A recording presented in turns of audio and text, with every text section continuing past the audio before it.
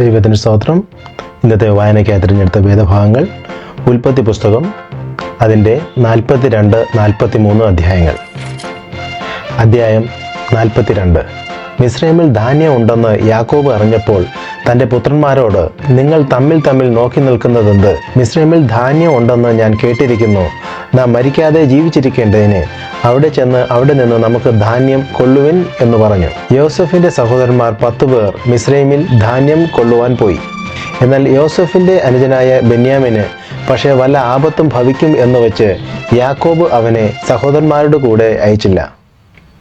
അങ്ങനെ ധാന്യം കൊള്ളുവാൻ വന്നവരുടെ ഇടയിൽ ഇസ്രായേലിൻ്റെ പുത്രന്മാരും വന്നു. കനാൻ ദേശത്തും ക്ഷാമമുണ്ടായിരുന്നുവല്ലോ. യോസഫ് ദേശത്തിന് അധിപതിയായിരുന്നു. അവൻ തന്നെയായിരുന്നു ദേശത്തിലെ സകല ജനങ്ങൾക്കും ധാന്യം വിറ്റത്. യോസഫിൻ്റെ സഹോദരന്മാരും വന്ന് അവനെ സാഷ്ടാംഗം നമസ്കരിച്ചു. യോസഫ് തൻ്റെ സഹോദരന്മാരെ കണ്ടാറെ അവരെ അറിഞ്ഞു. എങ്കിലും അറിയാത്ത ഭാവം നടിച്ച് അവരോട് കഠിനമായി സംസാരിച്ചു. നിങ്ങൾ എവിടെ നിന്ന് വരുന്നു എന്ന് അവരോട് ചോദിച്ചതിന്, ആഹാരം കൊള്ളുവാൻ കനാൻ ദേശത്തുനിന്ന് വരുന്നു എന്ന് അവർ പറഞ്ഞു. യോസഫ് സഹോദരന്മാരെ അറിഞ്ഞു, എങ്കിലും അവർ അവനെ അറിഞ്ഞില്ല. യോസഫ് അവരെക്കുറിച്ച് കണ്ടിരുന്ന സ്വപ്നങ്ങൾ ഓർത്ത് അവരോട്, നിങ്ങൾ ഒറ്റുകാരാകുന്നു, ദേശത്തിൻ്റെ ദുർബല ഭാഗം നോക്കുവാൻ നിങ്ങൾ വന്നിരിക്കുന്നു എന്ന് പറഞ്ഞു. അവർ അവനോട്, അല്ല യജമാനെ, അടിയങ്ങൾ ആഹാരം കൊള്ളുവാൻ വന്നിരിക്കുന്നു. ഞങ്ങൾ എല്ലാവരും ഒരാളുടെ മക്കൾ, ഞങ്ങൾ പരമാർത്ഥികളാകുന്നു, അടിയങ്ങൾ ഒറ്റുകാരല്ല എന്ന് പറഞ്ഞു. അവൻ അവരോട്, അല്ല, നിങ്ങൾ ദേശത്തിൻ്റെ ദുർബല ഭാഗം നോക്കുവാൻ വന്നിരിക്കുന്നു എന്ന് പറഞ്ഞു. അതിന് അവർ, അടിയങ്ങൾ കനാൻ ദേശത്തുള്ള ഒരാളുടെ മക്കൾ, 12 സഹോദരന്മാരാകുന്നു. ഇളയവൻ ഇന്ന് ഞങ്ങളുടെ അപ്പൻ്റെ അടുക്കലുണ്ട്, ഒരുത്തൻ ഇപ്പോൾ ഇല്ല എന്ന് പറഞ്ഞു. യോസഫ് അവരോട് പറഞ്ഞത്, ഞാൻ പറഞ്ഞതുപോലെ നിങ്ങൾ ഒറ്റുകാർ തന്നെ. ഇതിനാൽ ഞാൻ നിങ്ങളെ പരീക്ഷിക്കും. നിങ്ങളുടെ ഇളയ സഹോദരൻ ഇവിടെ വന്നല്ലാതെ ഫറവോനാണെ നിങ്ങൾ ഇവിടെ നിന്ന് പുറപ്പെടുകയില്ല. നിങ്ങളുടെ സഹോദരനെ കൂട്ടിക്കൊണ്ടുവരുവാൻ നിങ്ങളിൽ ഒരുത്തനെ അയപ്പിൻ. നിങ്ങളോ ബദ്ധന്മാരായിരിക്കണം. നിങ്ങൾ നേരുള്ളവരോ എന്ന് നിങ്ങളുടെ വാക്ക് പരീക്ഷിച്ചറിയാമല്ലോ. അല്ലെന്നു വരികിൽ ഫറവോനാണെ നിങ്ങൾ ഒറ്റുകാർ തന്നെ. അങ്ങനെ അവൻ അവരെ 3 ദിവസം തടവിലാക്കി. 3-ാം ദിവസം യോസഫ് അവരോട് പറഞ്ഞത്, ഞാൻ ദൈവത്തെ ഭയപ്പെടുന്നു. നിങ്ങൾ ജീവിച്ചിരിക്കേണ്ടതിന് ഇത് ചെയ്യുവിൻ. നിങ്ങൾ പരമാർത്ഥികൾ എങ്കിൽ നിങ്ങളുടെ ഒരു സഹോദരൻ കാരാഗൃഹത്തിൽ കിടക്കട്ടെ. നിങ്ങൾ പുറപ്പെട്ട് നിങ്ങളുടെ വീടുകളിലെ ബുദ്ധിമുട്ടിന് ധാന്യം കൊണ്ടുപോകുവിൻ. എന്നാൽ നിങ്ങളുടെ ഇളയ സഹോദരനെ എൻ്റെ അടുക്കൽ കൊണ്ടുവരേണം.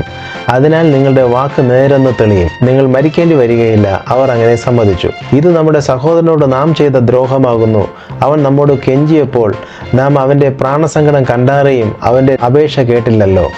അതുകൊണ്ട് ഈ സങ്കടം നമുക്ക് വന്നിരിക്കുന്നു എന്ന് അവർ തമ്മിൽ പറഞ്ഞു. അതിന് രൂപൻ, ബാലനോട് ദോഷം ചെയ്യരുതെന്നും ഞാൻ നിങ്ങളോട് പറഞ്ഞില്ലയോ? എന്നിട്ട് നിങ്ങൾ കേട്ടില്ല. ഇപ്പോൾ ഇതാ അവൻ്റെ രക്തം നമ്മോട് ചോദിക്കുന്നു എന്ന് അവരോട് പറഞ്ഞു.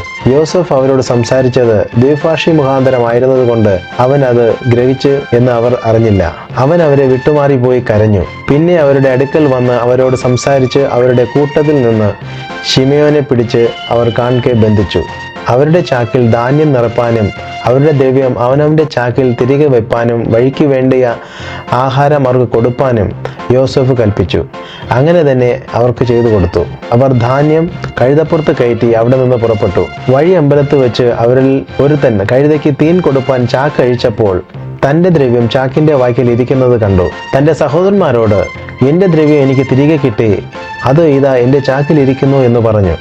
അപ്പോൾ അവരുടെ ഉള്ളം തളർന്നു. അവർ വിറച്ചു. ദൈവം നമ്മോട് ഈ ചെയ്തത് എന്തെന്ന് തമ്മിൽ പറഞ്ഞു. അവർ കനാൻ ദേശത്ത് തങ്ങളുടെ അപ്പനായ യാക്കോബിൻ്റെ അടുക്കൽ എത്തിയാറേ തങ്ങൾക്ക് സംഭവിച്ചതൊക്കെയും അവനോട് അറിയിച്ചു പറഞ്ഞത്, ദേശത്തിലെ അധിപതിയായവൻ ഞങ്ങൾ ദേശത്തെ ഒറ്റുനോക്കുന്നവനെന്ന് വിചാരിച്ച് ഞങ്ങളോട് കഠിനമായി സംസാരിച്ചു. ഞങ്ങൾ അവനോട്, ഞങ്ങൾ പരമാർത്ഥികളാകുന്നു, ഞങ്ങൾ ഒറ്റുകാരല്ല. ഞങ്ങൾ ഒരു അല്പൻ്റെ അടുക്കൽ 12 സഹോദരന്മാരാകുന്നു, ഒരുത്തൻ ഇപ്പോൾ ഇല്ല. ഇളയവൻ കനാൻ ദേശത്ത് ഞങ്ങളുടെ അപ്പൻ്റെ അടുക്കൽ ഉണ്ട് എന്ന് പറഞ്ഞു. അതിന് ദേശത്തിലെ അധിപതിയായവൻ ഞങ്ങളോട് പറഞ്ഞത്, നിങ്ങൾ പരമാർത്ഥികളെന്ന് ഞാൻ ഇതിനാൽ അറിയും. നിങ്ങളുടെ ഒരു സഹോദരനെ എൻ്റെ അടുക്കൽ വിട്ടേച്ച് നിങ്ങളുടെ വീടുകളിലെ ബുദ്ധിമുട്ടിന് ധാന്യം വാങ്ങിക്കൊണ്ടുപോകുവിൻ. നിങ്ങളുടെ ഇളയ സഹോദരനെ എൻ്റെ അടുക്കൽ കൊണ്ടുവരുവിൻ. അതിനാൽ നിങ്ങൾ ഒറ്റുകാരല്ല, പരമാർത്ഥികൾ തന്നെയെന്ന് ഞാൻ അറിയും. നിങ്ങളുടെ സഹോദരനെ നിങ്ങൾക്ക് ഏൽപ്പിച്ചു തരും. നിങ്ങൾക്ക് ദേശത്ത് വ്യാപാരവും ചെയ്യാം. പിന്നെ അവർ ചാക്കൊഴിക്കുമ്പോൾ ഇതാ ഓരോരുത്തൻ്റെ ചാക്കിൽ അവനവൻ്റെ പണക്കെട്ട് ഇരിക്കുന്നു. അവരും അവരുടെ അപ്പനും പണക്കെട്ട് കണ്ടാറെ ഭയപ്പെട്ടു പോയി. അവരുടെ അപ്പനായ യാക്കോബ് അവരോട്, നിങ്ങൾ എന്നെ മക്കളില്ലാത്തവനാക്കുന്നു. യോസഫ് ഇല്ല, ശിമയോൻ ഇല്ല, ബെന്യാമിനെ നിങ്ങൾ കൊണ്ടുപോകും. സകലവും എനിക്ക് പ്രതികൂലം തന്നെ എന്ന് പറഞ്ഞു.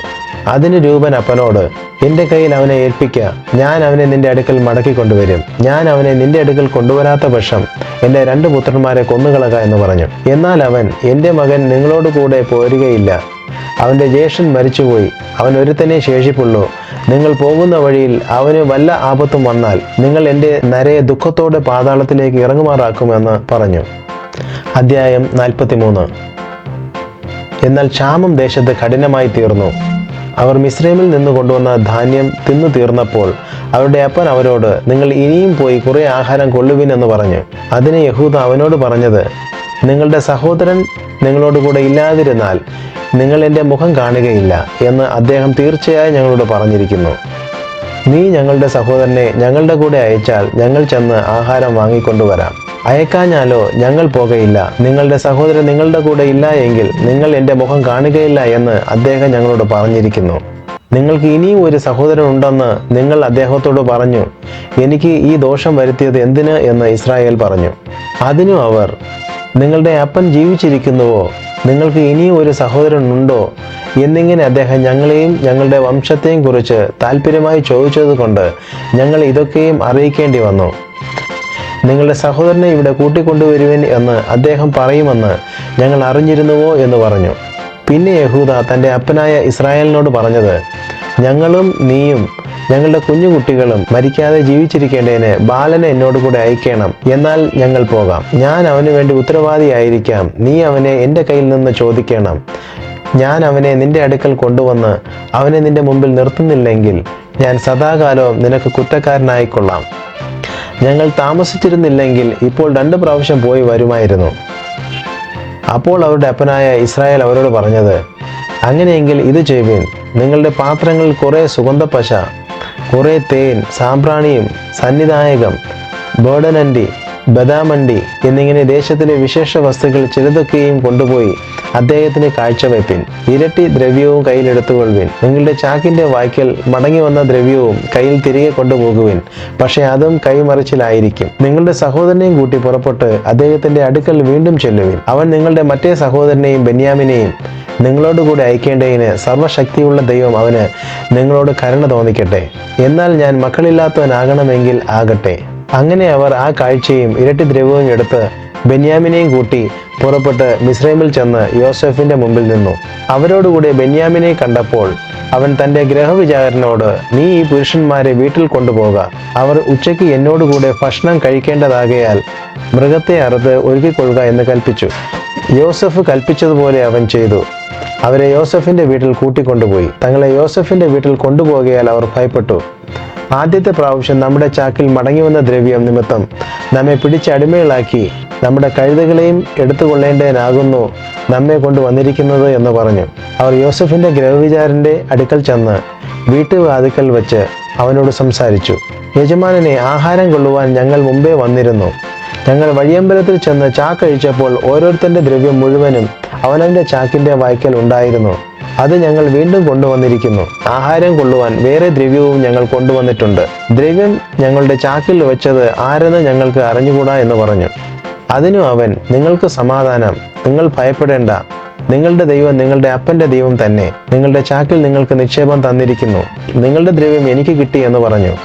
ശിമിയോനെയും അവരുടെ അടുക്കൽ പുറത്തു കൊണ്ടുവന്നു. പിന്നെ അവൻ അവരെ യോസെഫിന്റെ വീട്ടിനകത്ത് കൊണ്ടുപോയി അവർക്ക് വെള്ളം കൊടുത്തു. അവർ കാലുകളെ കഴുകി. അവരുടെ കഴുതകൾക്ക് അവൻ തീൻ കൊടുത്തു. ഉച്ചയ്ക്ക് യോസെഫ് വരുമ്പോഴേക്ക് അവർ കാഴ്ച ഒരുക്കി വെച്ചു. തങ്ങൾക്ക് ഭക്ഷണം അവിടെയെന്ന് അവർ കേട്ടിരുന്നു. യോസെഫ് വീട്ടിൽ വന്നപ്പോൾ അവർ കൈവശമുള്ള കാഴ്ച അകത്തു കൊണ്ടുവന്ന് അവന്റെ മുമ്പാകെ വെച്ച് അവനെ സാഷ്ടാംഗം നമസ്കരിച്ചു. അവൻ അവരോട് കുശലപ്രശ്നം ചെയ്തു. നിങ്ങൾ പറഞ്ഞ വൃദ്ധൻ നിങ്ങളുടെ അപ്പൻ സൗഖ്യമായിരിക്കുന്നുവോ? അവൻ ജീവനോട് ഇരിക്കുന്നുവോ എന്ന് ചോദിച്ചു. അതിനു അവർ, ഞങ്ങളുടെ അപ്പനായ നിന്റെ അടിയാന് സുഖം തന്നെ, അവൻ ജീവനോടിരിക്കുന്നു എന്ന് ഉത്തരം പറഞ്ഞ് കുനിഞ്ഞ് നമസ്കരിച്ചു. പിന്നെ അവൻ തല ഉയർത്തി തൻ്റെ അമ്മയുടെ മകനും തൻ്റെ അനുജനുമായ ബെന്യാമിനെ കണ്ടു. നിങ്ങൾ എന്നോട് പറഞ്ഞ നിങ്ങളുടെ ഇളയ സഹോദരനോ ഇവനെന്ന് ചോദിച്ചു. ദൈവം നിനക്ക് കൃപ നൽകട്ടെ മകനെ എന്ന് പറഞ്ഞു. അനുജനെ കണ്ടിട്ട് യോസെഫിന്റെ മനസ്സ് ഇറുകിയതുകൊണ്ട് അവൻ കരയേണ്ടതിന് ബന്ധപ്പെട്ട സ്ഥലം അന്വേഷിച്ചു. അറയിൽ ചെന്ന് അവിടെ വെച്ചു കരഞ്ഞു. പിന്നെ അവൻ മുഖം കഴുകി പുറത്തു വന്ന് തന്നെത്താൻ അടക്കി ഭക്ഷണം കൊണ്ടുവരുവിൻ എന്ന് കൽപ്പിച്ചു. അവർ അവന് പ്രത്യേകവും അവർക്ക് പ്രത്യേകവും അവനോടുകൂടെ ഭക്ഷിക്കുന്ന മിസ്രൈമ്യർക്ക് പ്രത്യേകവും കൊണ്ടുവന്നു വെച്ചു. മിസ്രൈമ്യർ എബ്രായരോട് കൂടെ ഭക്ഷണം കഴിക്കയില്ല, അത് മിസ്രൈമ്യർക്ക് വെറുപ്പാകുന്നു. മൂത്തവൻ മുതൽ ഇളയവൻ വരെ പ്രായത്തിനൊത്തവണ്ണം അവരെ അവൻ്റെ മുമ്പാകെ ഇരുത്തി. അവർ അന്യോന്യം നോക്കി ആശ്ചര്യപ്പെട്ടു. അവൻ തൻ്റെ മുമ്പിൽ നിന്ന് അവർക്ക് ഓഹരി കൊടുത്തയച്ചു. ബെന്യാമിൻ്റെ ഓഹരി മറ്റുള്ളവരുടെ ഓഹരിയുടെ 5 ഇരട്ടിയായിരുന്നു. അവർ പാനം ചെയ്ത് അവനോടുകൂടെ ആഹ്ലാദിച്ചു.